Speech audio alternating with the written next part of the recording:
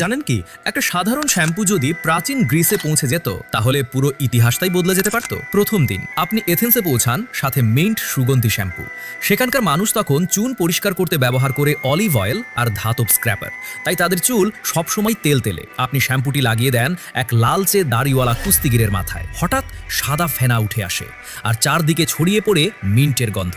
চারপাশের মানুষ ভয়ে পিছিয়ে যায়, তাদের বিশ্বাস আপনি যেন কোনো বজ্র মেঘকে আহ্বান করেছেন। দ্বিতীয় দিন মানুষ ভিড় করতে শুরু করে। আপনার শ্যাম্পুর বিনিময়ে তারা দিতে থাকে সোনার মুদ্রা।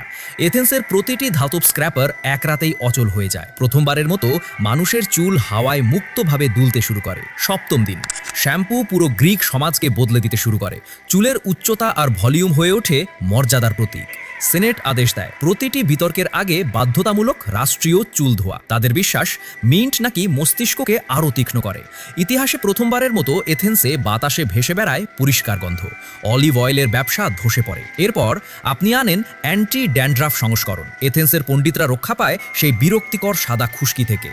মিন্ট আর রোজবেরির গন্ধে আপনি গড়ে তোলেন বিশাল এক সম্পদ। উজ্জ্বল হালকা চুল হয়ে ওঠে অভিজাত মর্যাদার চিহ্ন। যাদের চুল তেলতেলে তাদের মন্দিরে প্রবেশ নিষিদ্ধ।